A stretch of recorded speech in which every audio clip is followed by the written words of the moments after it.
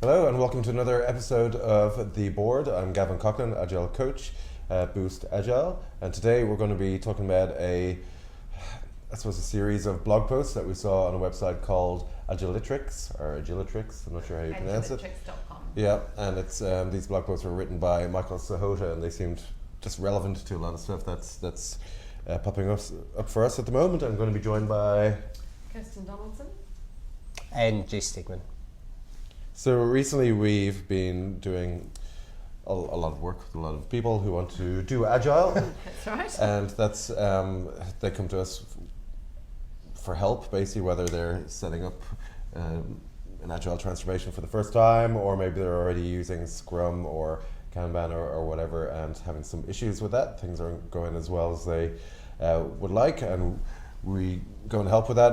And recently we did a retrospective for a team. It was a full day retrospective of their project, and one of the goals was to do Agile. So previously the project they've been working on hasn't been doing Agile? No. Is that correct? Yeah. No. So that was one of the goals, and sure, that's a fine goal, but it rang just a couple of alarm bells, because the question isn't whether somebody should be doing Agile or not. And that led us to find out about these blog posts which are called Agile is Not the Goal. I think this agilitrix.com sums it up nicely when it talks about not making moving to Agile the outcome, but looking at what outcomes you want to achieve and then thinking about how you might achieve those. And often the answer is quite naturally Agile, particularly on software development projects. Yeah, that's right. And a lot of the time we ask people why they want to move to Agile, and they don't really have they can't really put it into words. They just think it might be better than what they've done before. Or worse still, it's being imposed on them by management, who are sort of at crisis point and are looking for a different way. Yes. And of course, when it is imposed on a team by management, you find the level of engagement is not ideal. And they're not buying into the system, and they're not fully committing to it. Well, that's right. And recently we did some work with a team, and they didn't like using sticky notes. That was a bit of an issue for them. They thought we were bringing them back to the 1960s with these sticky notes and doing retrospectives, and they just wanted to share information on their computers. They felt that was easier to read, and that's what they'd always done. And fair enough, they didn't want to do it. It wasn't their choice to do it, and it was imposed. Interestingly though, the agilitrix.com notes that if people refuse to use post-it notes, it's a very bad sign, and you're probably not going to succeed. It sounds dramatic, but it's probably true. And post-it notes are really central to the process for a number of reasons. And one of the interesting things he talks about is using sticky notes properly. And he's got a little guide there on a link off the main page about this Agile workshop. And so it's got all the really sensible stuff like write legibly. Write in capitals, one idea per post-it note. And one that I'd add from personal experience is write with Sharpies. Whenever people have grabbed a biro or a pen, they've written way too much, and you can't see it from very far away. Yeah, that's right. And it sounds silly because I'm always like, use a Sharpie like it's the most dramatic thing on earth, but actually it does make a massive difference. And then the same if I see people writing a few points per post-it, I get them to rewrite them, because you want to be able to, first of all, it's more legible if you've put less on the post-it. You want to use fewer words rather than more words on a post-it, which is another great thing about post-its. It limits the amount of words you can put on there. But also, if you have different ideas on different post-its, you can move them around separately, which is very important. You might want to prioritize these ideas. But a lot of people just don't see the sense in that, and they think sticky notes is just a little bit silly. They feel foolish if they've been not using sticky notes. They feel it's childish or something. But the tactile nature of sticky notes and having an actual physical Scrum board is irreplaceable. And the conversations you get around a Scrum board when people actually stand up are just so much better than if people are sharing a computer or looking at a computer screen. So that's sort of the first step to this workshop. Do you want to take through how this works?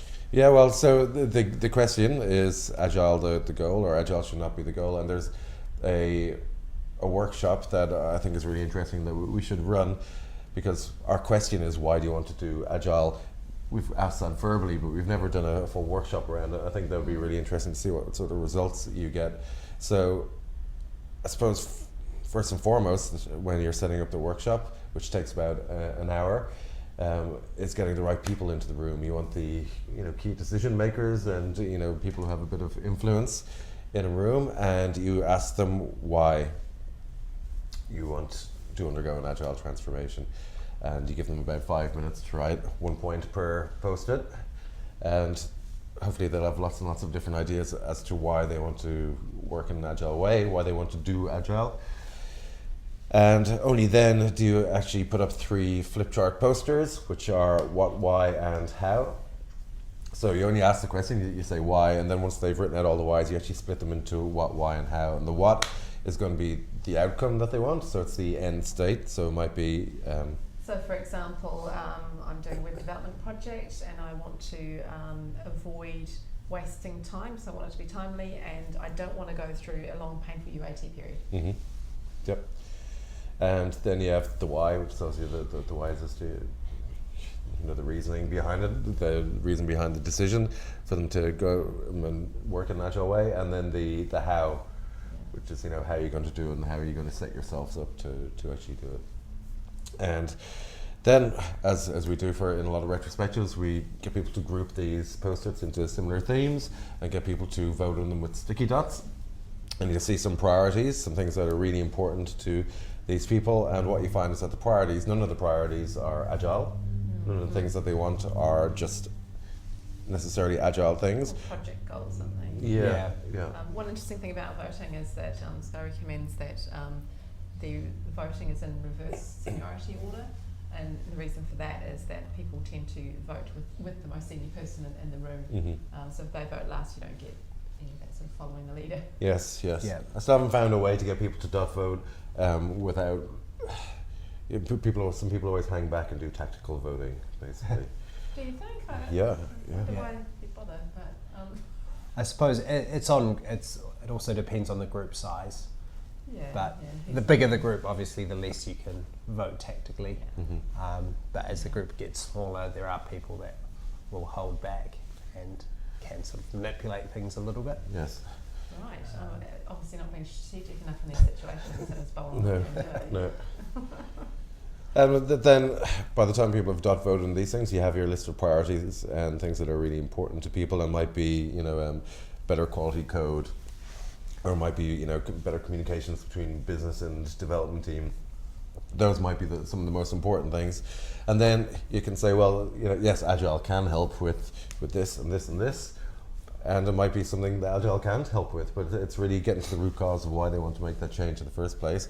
And I think would be just a really good thing to ask a team who's about to go down that road, and B, it would be just a really good way of, for people who aren't convinced, if people need to be convinced, I think it would be a good way of explaining that to them and saying, well, this is what's important to you and this is how Agile could help with that. Yeah, so if you can address specific points on the highest voter ones and say, well, under Agile we use, for example, visible workspaces, which increases the communication between the business and the team, without actually needing to make a particular effort in many cases.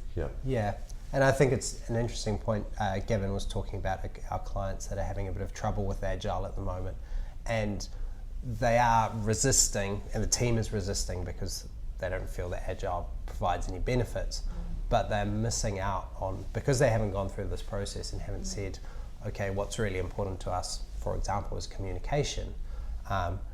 They've seen a massive jump in communication and sharing between the teams, but because they're just doing Agile and they're resistant to that, they're kind of missing out on they don't acknowledge any of the benefits that have come through. They haven't identified the goals they're trying to achieve in improving the project process. Of course, they're not going to tie it to that. Yeah. I think also they may not be getting that communication from their senior management. Senior management might have said to a couple of people, oh, it's great to see it's happening, but I don't think that's filtered down to the team at all.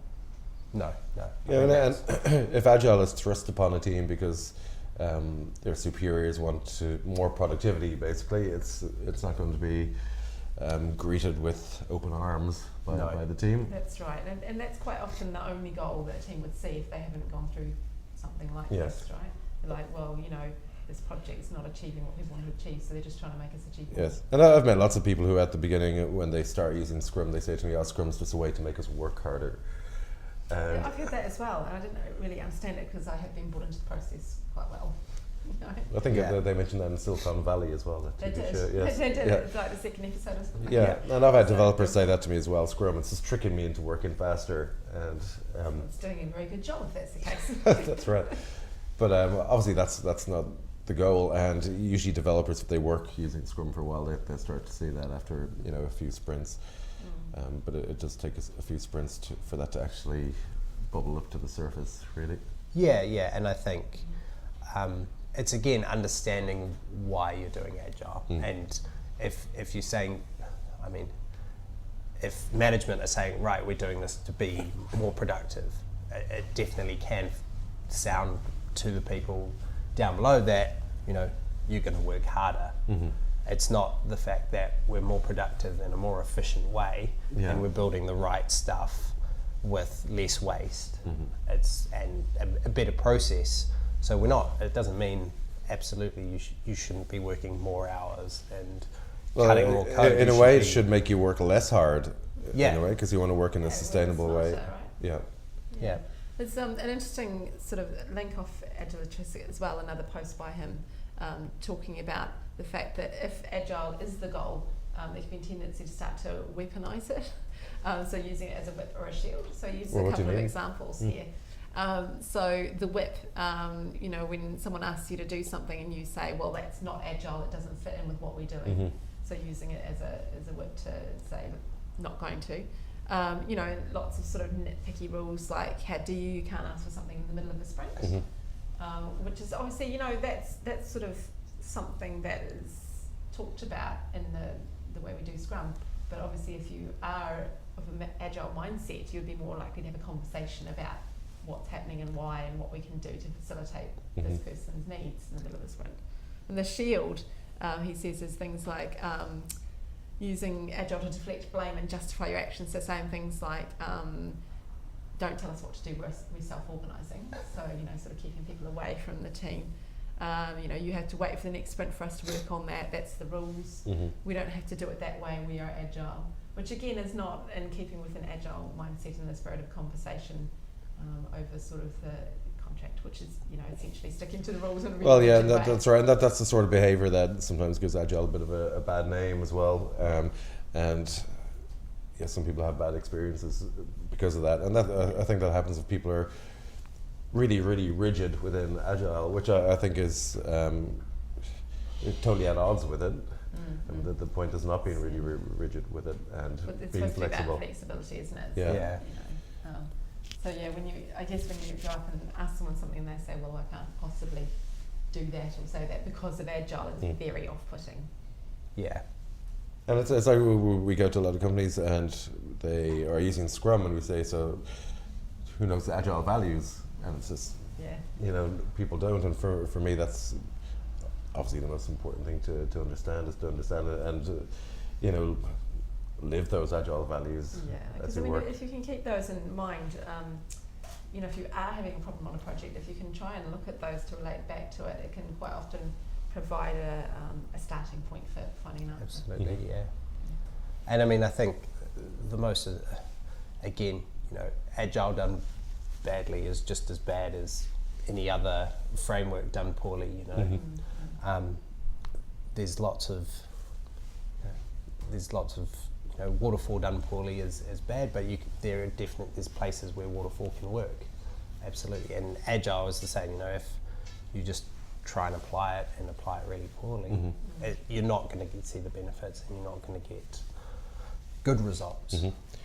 Yeah, and that's I think that's really important to us, is making sure that Agile is right for people. Even though it's our job to help people with Agile transformations, we don't always just want to go blindly in and say, yes, let's just do it. You want to make sure that it's the right thing. And it's just not always going to be the right thing. So we'll run that workshop. Yeah. And when we do run the workshop, we'll talk about it here again. I think it'd be interesting to see how that goes. Yeah. Absolutely. So we'll post up that link on the live stream afterwards. What else have we been up to in the recent? Well, we just did an all-day retrospective, which is why this conversation about agilitrix came up. That's true. Do you think you learned anything new yesterday when you did that? Well, it was really interesting because it was a team, an internal team, and the vendors as well in the same room together. It's great that they were able to take the time to get together and do that, I think. Yeah. It's quite unusual. And that they'd never done that before, and obviously a full day retrospective was a 6-month project that we were talking about. And I mean, particularly because this hasn't been done in the agile way, so to get together and take the time to do that when it's not something they've been regularly doing was great. Yeah, and we don't do that many full day retrospectives, so I wasn't sure exactly how it was going to go, especially with a team who's not used to retrospectives. And a lot of those things just depend on the people who are involved as well. If you have people who just don't want to engage or get involved, it's going to be a long day. But it was a really fantastic group, and they were really, I felt they were really open and honest and pretty courageous. Did anyone object to post-it notes? No, everybody dove in straight away. No objection to post-it notes, so that was useful. It's a good start. Yeah. Full engagement. So will I go through the agenda for the full day No, I mean, retrospective? it might be helpful to people who are thinking about doing a full day, as opposed to a 2-hour. And this is just what we did. We took bits and pieces from other what we've done in the past and from what we've seen other people do as well. So we started the day with the retrospective prime directive, because it was their first retro, and just made sure that people understood that and understood why we were going through the prime directive, and knew that it was a safe place and not a place to throw blame around. And then we went through a team charter, just how we wanted to work for the day. So phones were on silent, and people, if they needed to get up and move around, they could do that, and there's no talking over each other. So you had to be respectful to each other. I think that was just really good exercises to go through.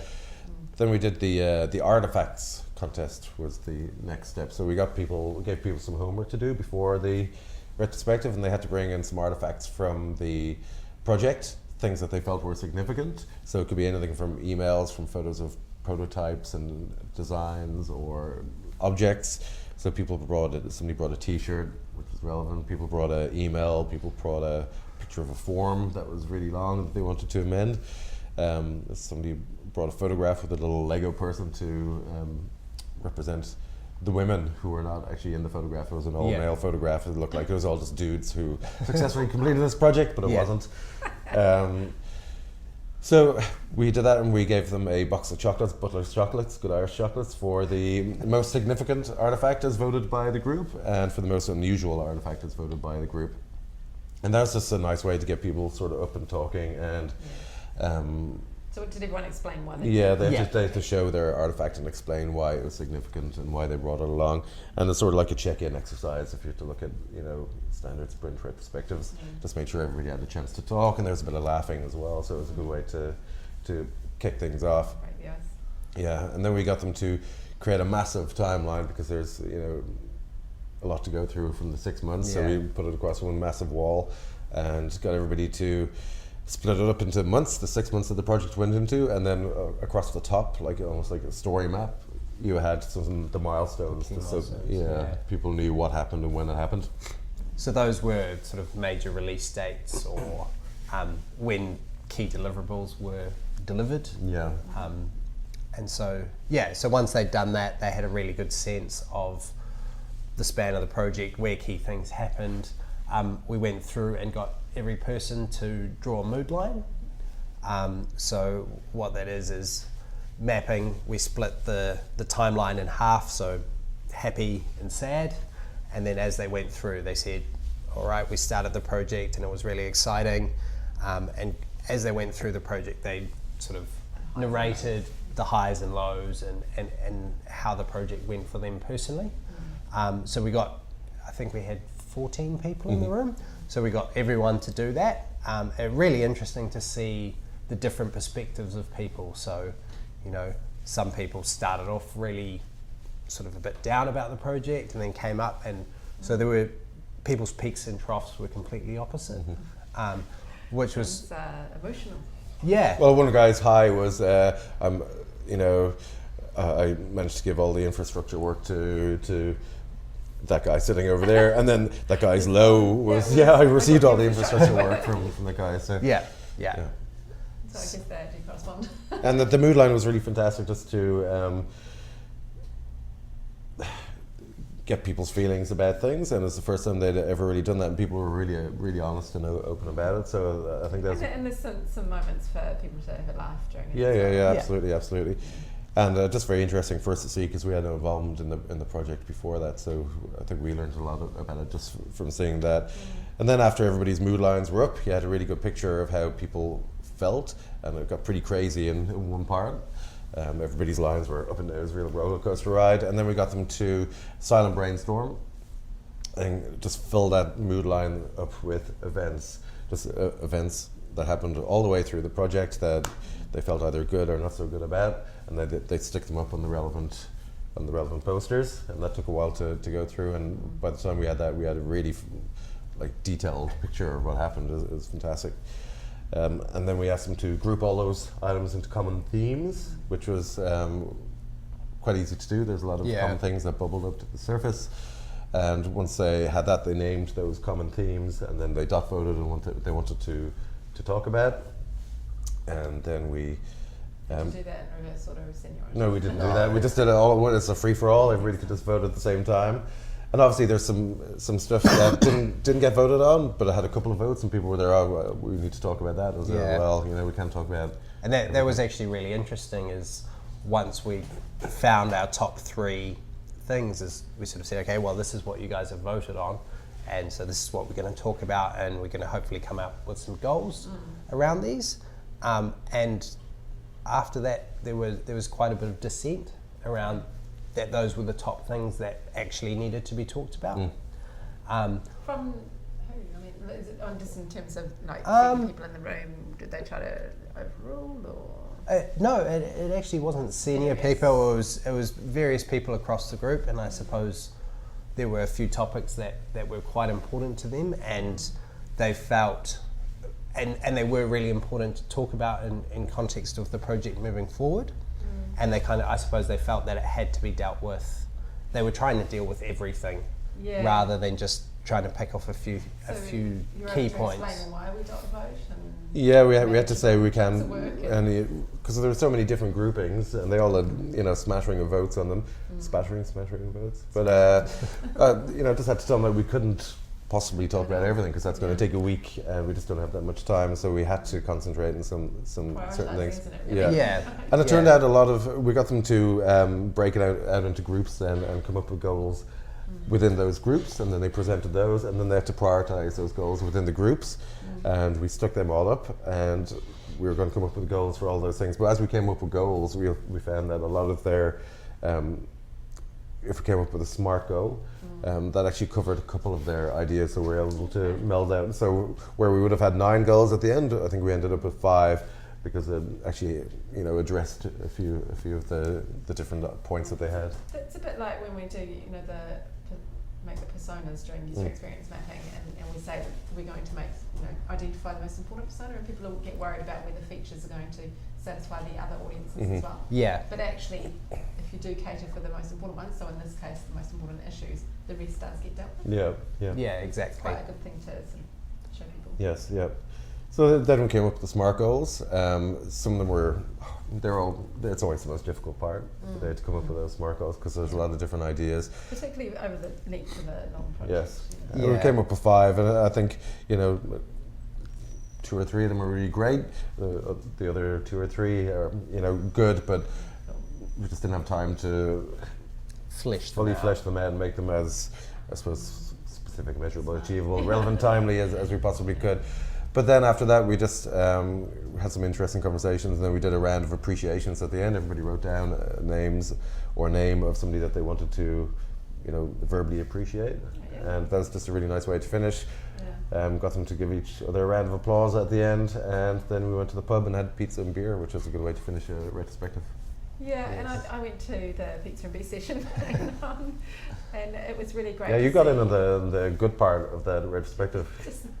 Actually, it all looked quite fun from the outside. But going to that session, I could feel that people were really relaxed with each other. I mean, some of them are obviously good friends, already working closely together. But the suppliers went along for the drinks as well, and they were all very easy with each other. And I think they all said they got a lot out of the day, and it was really useful. So that was good to be able to go and engage that and see how they felt. Absolutely, and Yeah, it's just interesting because every time we put together a retrospective, we try different things, and I suppose a couple of those things that we tried yesterday were new and they worked well, and gave us an idea of do we want to use them again in the future, and gave us new ideas for timings. Yeah. Those things. For example, the artifacts competition took about 50 minutes less than I expected. Oh really? Yeah. So Yeah. quick? Yeah. So a couple of minutes for each. Yeah. And then also the mood lines, which was possibly the most valuable part of the whole day, was not actually. We kind of cut that out in the initial planning. We sort of thought, we're not going to have enough time to do it. But because artifacts took so little time, we were able to add that back in. So it was quite fortuitous then. Absolutely. As it turns out. Yeah, and I was telling someone afterwards, he was saying that he'd really enjoyed the mood lines, so I was telling him about journey lines as well. And Right. Yeah. and he was sort of saying, oh, well, when did you guys do this? And I said, well, we'd had a couple of new team members join, so we did an exercise, and he thought that sounded like a great idea. Yeah, and I think those guys would be really into it because they're obviously committed. They were fully engaged throughout the day, and it's just fantastic to work with people like that because it just goes so well, and you get so much out of it. They get so much out of it. So I think something like the Journey Lines exercise would also be quite useful for this. I think it's really good at the start of a project as well because, as I was telling them last night, it creates empathy really quickly. It's a bit more about people in such a relatively short time. Yeah, and also gives you a really good understanding of what maybe some skills that you don't know that a person has, and that you could leverage during the project as well. Yeah, there's a lot of benefits. Yeah. Cool. So yeah, that's it for today. Yeah, that's about it from us. So we'll be back in 2 weeks. Yeah, thank you very much for joining us, and see you next time. Cheers.